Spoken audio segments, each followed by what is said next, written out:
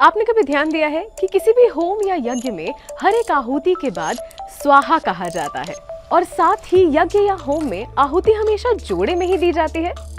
इसके पीछे का कारण है देवी स्वाहा। इनका व्याख्यान ब्रह्म विद्या उपनिषद में मिलता है और इनकी कथा आती है महाभारत के वन पर्व में। ऋषि मार्कंडेय से जब पांडव होम का महत्व पूछते हैं तब वो देवी स्वाहा का इतिहास कुछ यूं बताते हैं।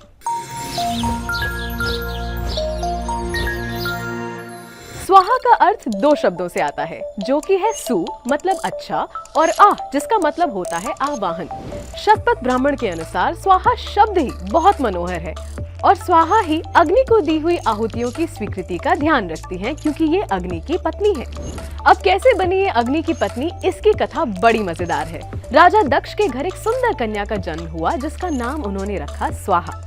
वहीं महाभारत में कहा जाता है कि स्वाहा बृहस्पति की पुत्री थी। अब स्वाहा के पास ये वरदान था कि वो तारा बन के हर जगह विचर सकती थी। ऐसे में एक दिन यूं ही घूमते हुए उन्होंने देखा कि अग्निदेव सप्त ऋषियों के लिए यज्ञ कर रहे हैं। अग्निदेव को देखकर वो उन पर मोहित हो गई, मगर अग्नि ने उनकी तरफ देखा ही नहीं। असल में अग्निदेव को सप्त ऋषियों की पत्नियों से बहुत आकर्षण था। ऐसे में उनके मन में बहुत संताप हुआ, क्योंकि वो और किसी के पावन संबंध को खराब नहीं करना चाहते थे। तो उन्होंने जंगल में जाकर प्रायश्चित करने की ठानी। उनका पीछा करते हुए वहाँ पर स्वाहा भी आ गई। स्वाहा को पता था कि अग्नि को सप्त ऋषियों की पत्नियां बहुत लुभावनी लगती हैं, तो उन्होंने एक एक करके उन सप्त ऋषि की पत्नियों का रूप लिया और अग्नि के साथ समय बिताया। मगर 7वें दिन वो ऋषि पत्नी अरुंधति का रूप नहीं ले पाई।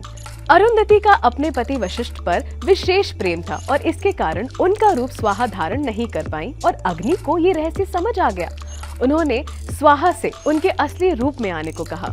जब वो अपने असल रूप में आई तब अग्निदेव ने उन्हें प्रणाम किया और कहा, आपने मुझे एक बहुत जटिल समस्या में फंसने से बचा लिया है।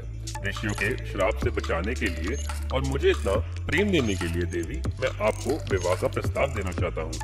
स्वाहा ने उनके प्रस्ताव को स्वीकार किया और उन दोनों का विवाह हो गया। और इसी के कारण जब तक आप स्वाहा नहीं बोलेंगे तब तक आपका होम और आहुति स्वीकार नहीं होती है और इसी कारण होम के समय जोड़े का होना महत्वपूर्ण होता है।